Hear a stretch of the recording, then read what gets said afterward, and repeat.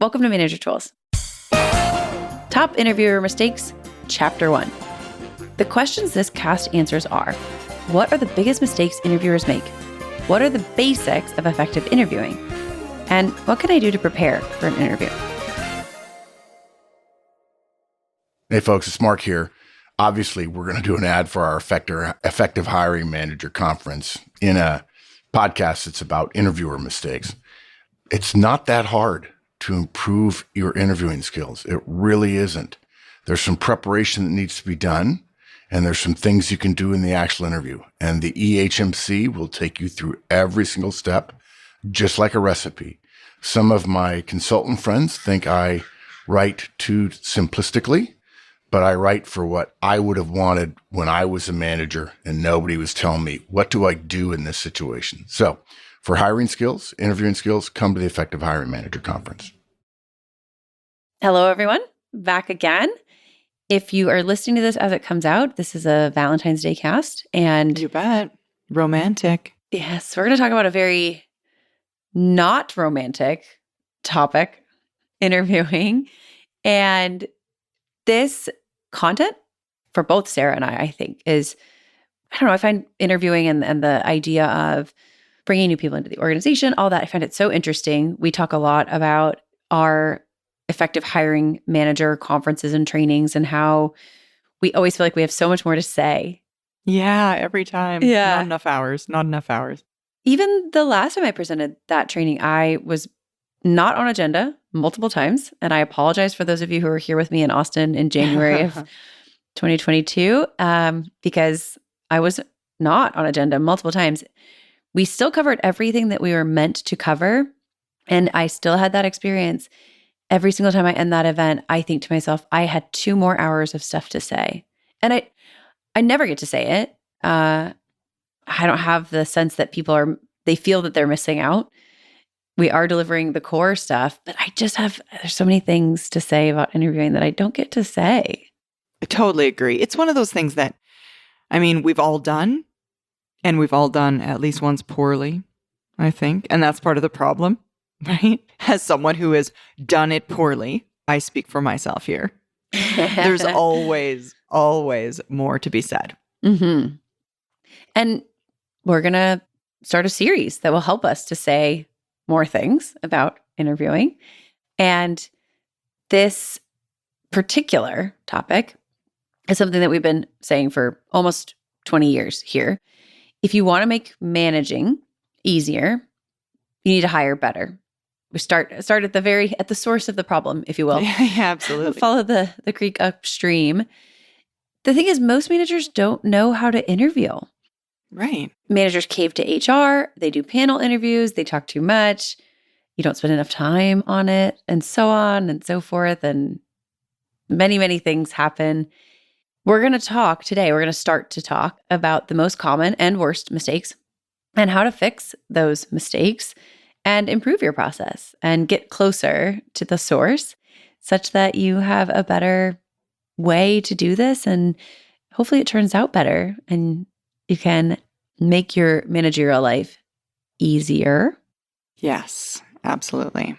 So we've got 2 items on our outline today.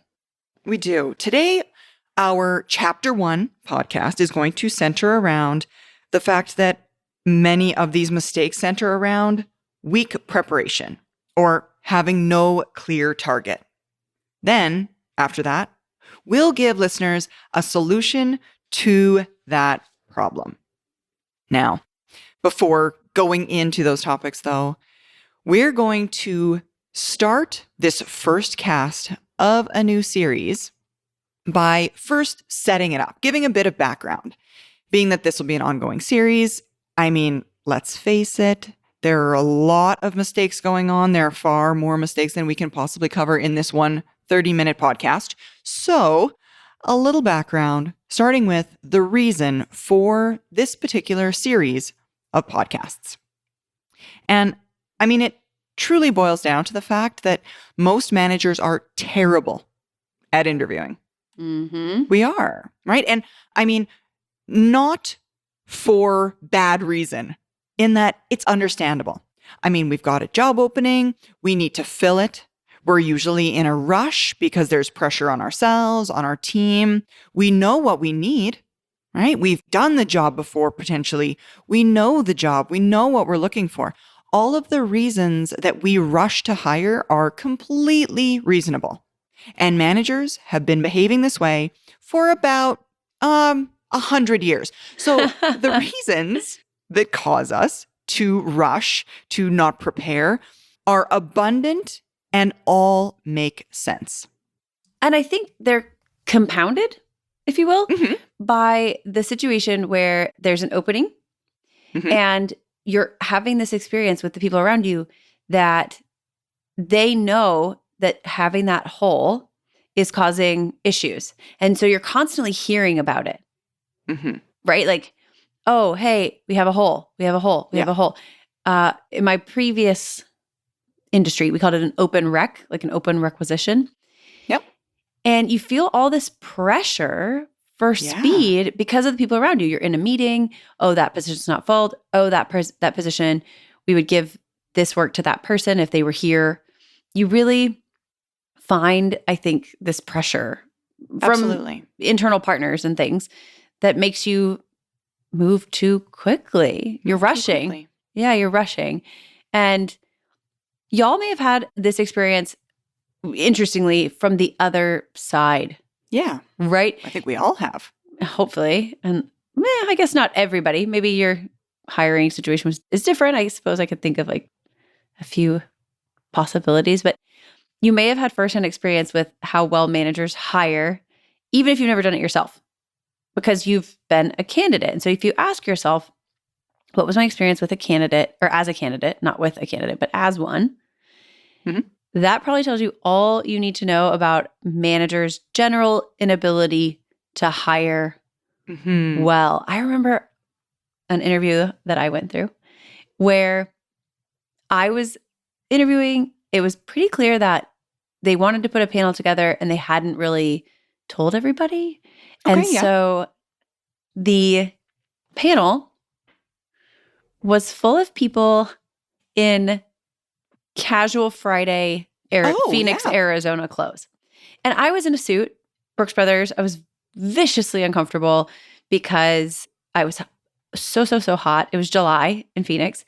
And I had gotten some poison ivy on my foot. And so my foot was massively swollen. Uh-huh. I was This sounds fun. I was so, I don't, it's actually here in Texas, we call it bull nettle. It's basically like a poison ivy, poison oak kind of situation. And I was just miserable and it was so hot and my foot was killing me. I almost couldn't get it in my dress shoe.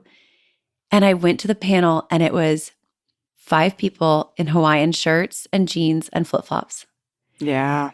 And I could tell they had been brought in kind of last minute. Mm-hmm. And it was absolutely an example of that rush and a lack of preparedness. And I would even go so far as to say the interview went quite well. It actually ended up getting an offer and accepting it. I do know, though, that those people who were there were put in a position where it was hard for them to do their best. So even if you're not the hiring manager, you could be put in a position by the other people around you where Oh, totally. you're just You're not unprepared. Yeah, you're not prepared and you don't have time to be prepared. Yeah. And you're in a Hawaiian shirt. And you're in a Hawaiian shirt. Exactly. And they're wildly uncomfortable. Now, folks, something that's somewhat related to this is another thing that we at Manager Tools often hear about this hiring process from candidates specifically is we're constantly hearing about how they got interviewed by someone quite senior and executive as opposed to a frontline manager, and how that experience was so different in that being interviewed by someone more senior, an executive in the organization, it just seemed like they were so much better at interviewing. And because we as candidates then take that data, right, the frontline manager interview versus the executive's interview, we contrast the executive skill against those other more junior managers. Mm-hmm. So then we ask ourselves, okay, it's true. So why are some executives so much better at hiring? Well, There are two reasons for this. Now, the first being, if you've been in an organization for a long enough time that you are at an executive level role, you've got a hell of a lot more experience. When you become a manager, you're going to be interviewing the remainder of your career. What that means is, by the time you're an executive, you have made all of the likely mistakes that you will make, all of the likely mistakes that we're going to talk about in this series. But said differently, you've stepped in it a lot of times. And if you've been paying any sort of attention whatsoever to the process, right? To the process, yeah, what you're doing, the things that you're engaging in, the activities you're doing, the questions you're asking, you may have it mapped out, and it might be even in an informal way in your brain, just by noticing and paying attention. You've got somewhat of a record in your mind of the wins and losses. And as an executive, you spent some time thinking about what you did that resulted in a good outcome, what you did that didn't result in a good outcome. So there's that. Hopefully, because you've done this over and over again, you've gotten better at it because you've had to do it over and over again. And that's a hopeful mentality. It's not true for all executives because some of us are suffering under the burden of the Christmas rule, Horstman's Christmas rule, which is we're usually terrible at important things that we do rarely. Like Christmas or Valentine's Day, because that's timely. That's a good point, actually. Do you know who doesn't have a dinner reservation with their fiance for Valentine's Day? Maybe it's Kate? It's me. It is. It's me. Fully you. I have recipes to make dinner. So I've done that. And I should know better. I forgot. It happens every year. I'm good at Christmas. On November 1st, I make a list of all the people I need to buy for. Then I make a list of all the stuff I'm going to buy for them. And then I go to Amazon and I flag those things in a list. Then I have a deadline to order them on December 1st. See, the thing is, you have to be paying attention to get better. You do. And I wasn't paying attention to Valentine's Day. So maybe I should hot wash it. Yeah. Which is what we would recommend after every time you do a hiring process. Yeah. Hot wash it. Hot wash it. Yeah. Get a sense what went well. Take a look at your process. You could do it for Christmas as well. And maybe just also set reminders for other Valentine's Day. Really? How did I miss it? In any case. It happens. That's only the first reason, right? Is it a lot of experience? There's a second one though. Absolutely.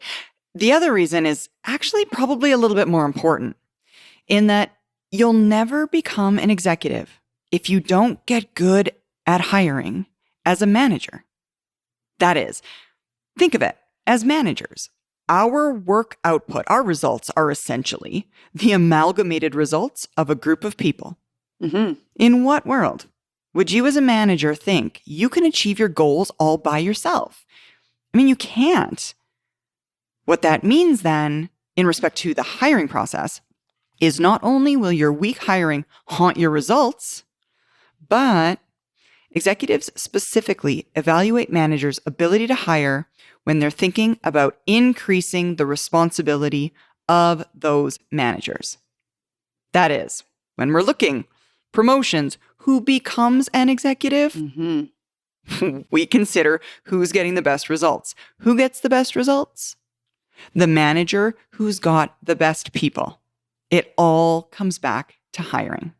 Yeah. If you hire well, you have better people, you have better results.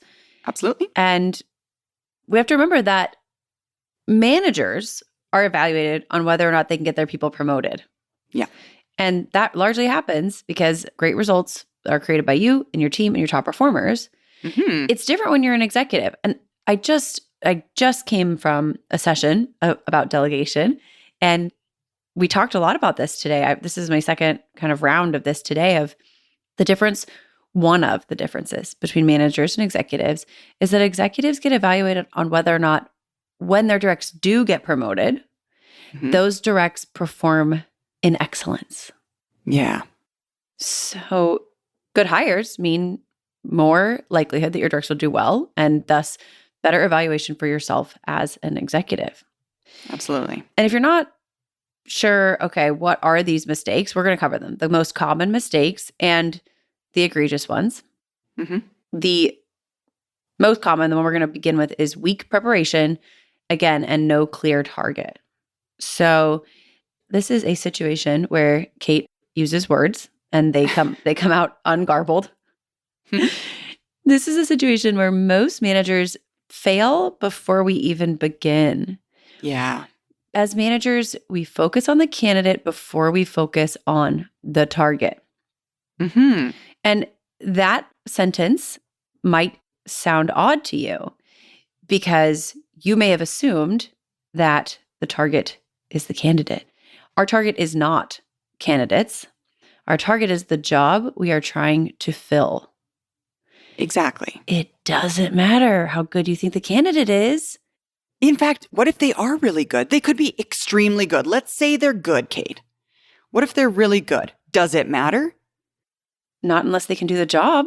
No, they could be really great, but if they can't do the job, they're by definition not good in this case. Yeah. I'm sure some other people have had this experience. I have a friend who is a wonderful person. Genuinely wonderful. I could never work with him. Yeah, totally. Exactly. These people are all over the place. There's a lot of people I know who are wonderful. Great. And so good. So they nice. would be terrible at this job. And not terrible at every job. No, absolutely Exceptional not. at some jobs. Not this job. But not this job. And that's the thing. By focusing on the candidate, you're right, you're excited. This is a great person. They're wonderful. They're amazing. But we can't know whether or not they're fit if we don't know what we're looking for. There's no sense in looking for the puzzle piece if you don't know what shape it's going into. Yeah. If you have the puzzle 90% done, which is a bit like having a position open on your team, then the puzzle is 90% done. And imagine that the holes that are left are single piece holes. Okay, well, you don't go looking necessarily because usually by that point you've done everything except the water. You're not going to look for, is it blue? They're all blue. You're looking for, does it have edges that come in, go out? Is it weird shaped on the corner? We're defining the outline into which the person will fit. Yeah. Focusing on the candidate should only happen after we've defined what the shape of the role is. And another way to think of this is before you can start interviewing effectively, because you could interview all day long. Oh, you could. But in order to interview effectively, you must know what you're looking for. If it's not a new opening, okay, let's say it's a position that was previously filled. And that's what we mean by if it's not a new opening, because it could be newly open. And if it's a position that's been filled before, I can assure you it has changed since the last time you filled it, which, by the way, means the job description is probably obsolete. You don't need to start there. You need to start with what it is that would make a person successful in the role. And if you're thinking about candidates, when we ask managers, hey, what are you looking for? Oftentimes you get a lot of the same stuff, which I would say often describes my friend who I wouldn't want to work with, right? Smart, hardworking, nice, ethical, knowledgeable. It's a real cool dude. And y'all, these are traits and characteristics. Yeah. Our data shows that most interviewers assume, it's called the similarity effect, that people who have a similar job and educational history as the interviewer are nice and ethical and smart and so on. It's a confirmation bias situation. It's absolutely a confirmation bias. And no, DISC can come into play here too. Oh, absolutely. Right? If you're familiar with DISC, different communication styles, your communication style also can play a bias. You click with those people that have the same communication style as you. And they seem to be saying the words that make sense. I mean, they seem great. And frequently, when we ask managers what they're looking for, they give us these characteristics, right? These traits and characteristics.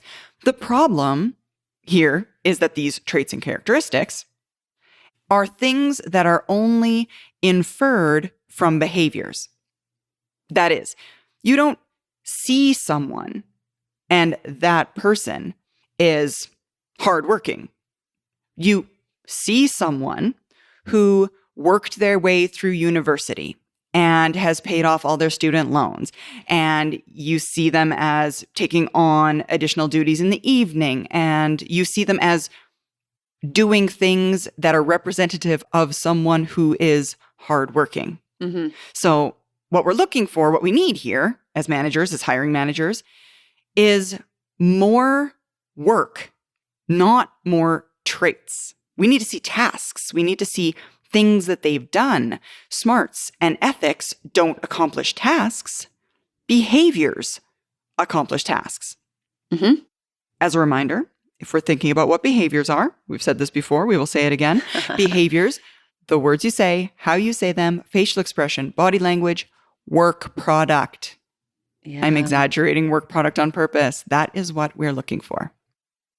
The first big mistake that most and virtually all managers make really is failing to do a behavioral analysis of the target job to set a criteria against which to compare all candidates. Yeah. That's what we're suggesting, is that you're looking at the people rather than the outline of the job, and rather than the behaviors that would make a person in that role successful. And the solution is engage in a job behavioral analysis.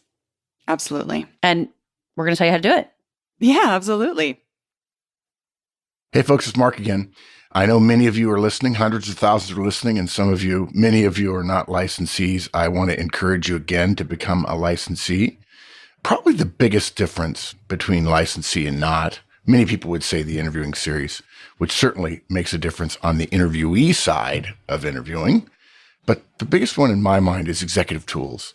It's our biweekly cast focused on senior managers and executives. And if you're a manager now, you want to be thinking now about the kind of problems you're going to have in the future.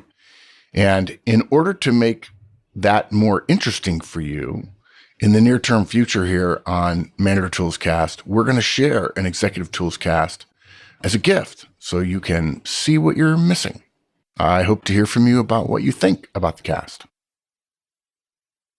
There are a couple of ways that we recommend doing a behavioral job analysis. The first is digging into various sources of information about the job, then consider them and develop behavioral interview questions that ask candidates about those skills which you've already previously identified as being the most important skills for this role. Now, note, it's far better to pin down skills and abilities, which can be measured based on past experience, than it is to, again, focus on those traits and characteristics, which are things that we only infer from previous behaviors. Frankly, the only reliable way to predict future behavior is by measuring past behavior. It's not perfect. It's not a perfect measure, but it's definitely the best one we've got. My favorite is when people are saying, well, I've done the job. I'll interview. I can do it. It's like, oh, I have this gut. I have a good gut feeling. It's no, thank you. Yeah. No, thank you. No, thank you.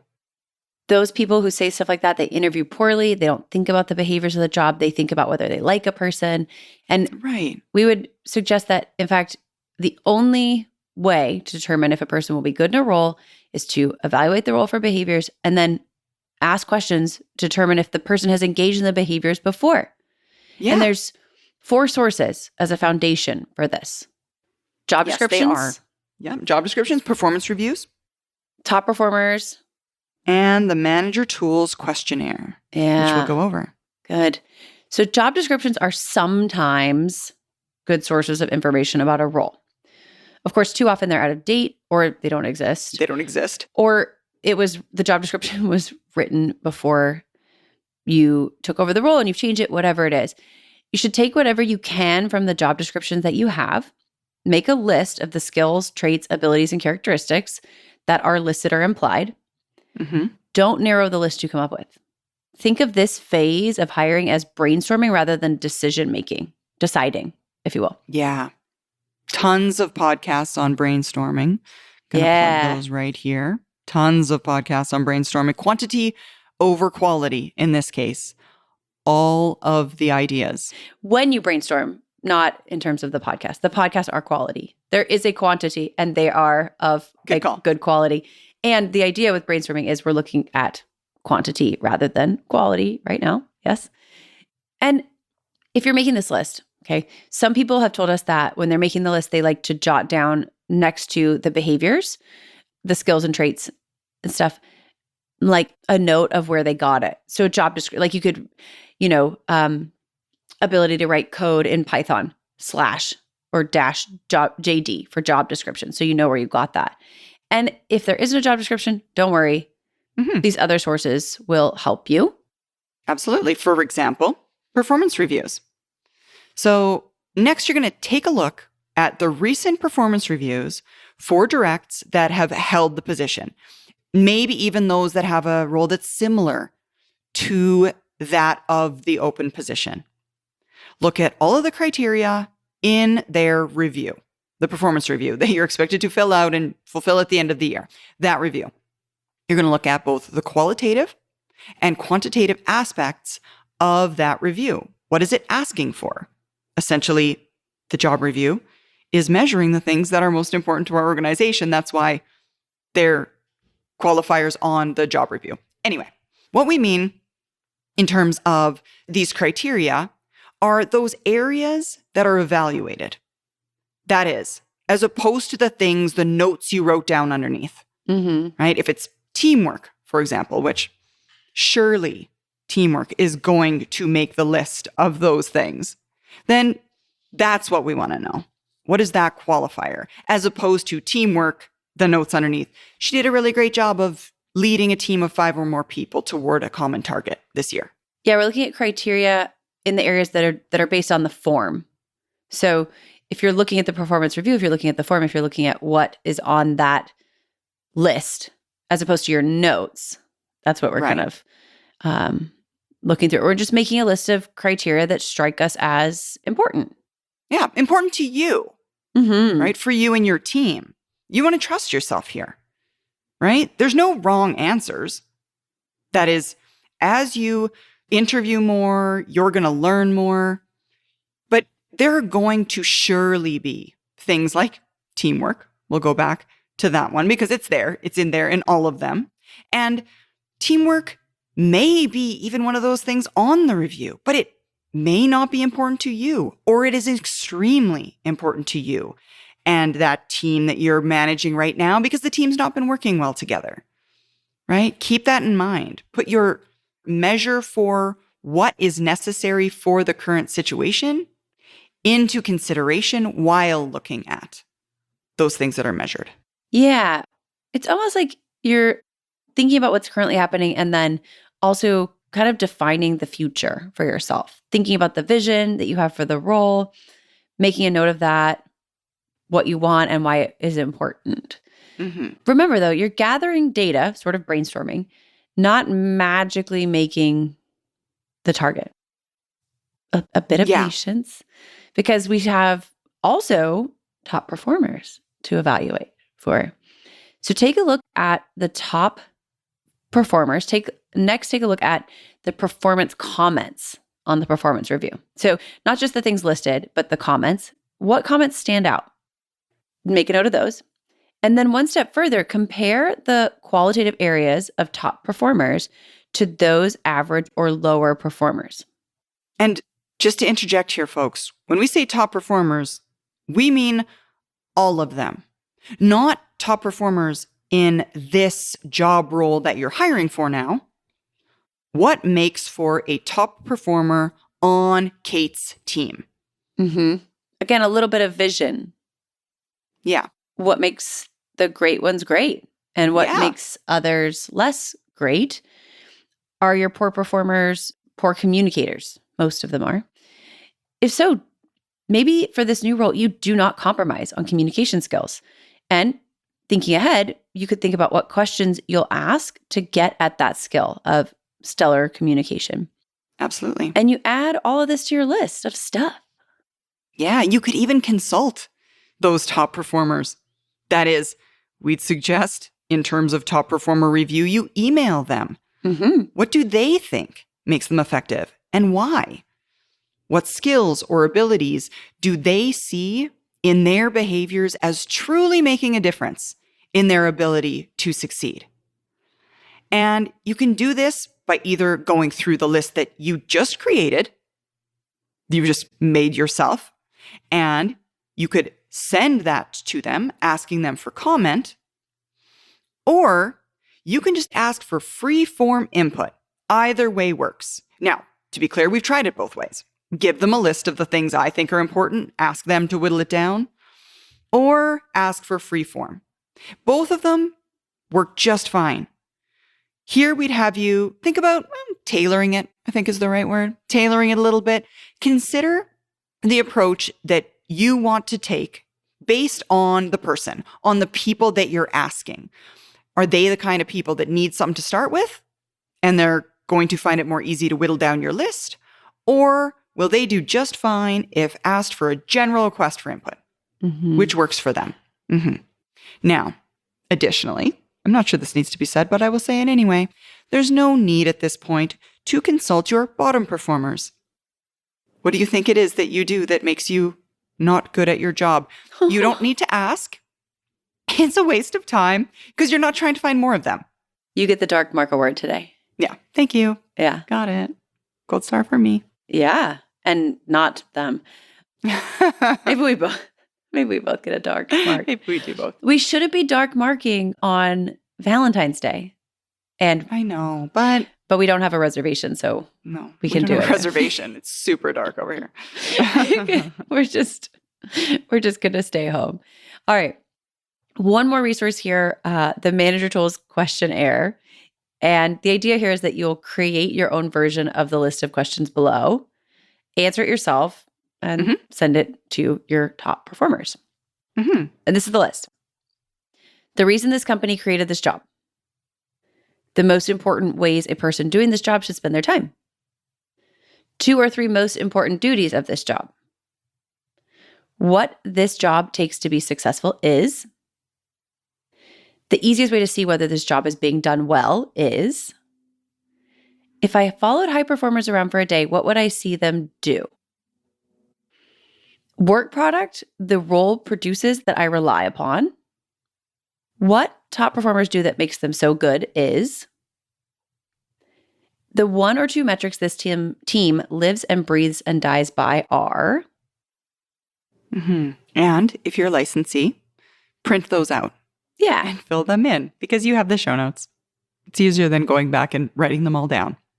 Now, most of the time, once we have all of this information gathered, the next phase beyond going through looking at the job reviews, talking to top performers, considering all of these factors, the next step then is easy. What 5 to 7 behaviors of this list of things I've created do we think matters the most for someone to do the job well, the job that we're hiring for right now?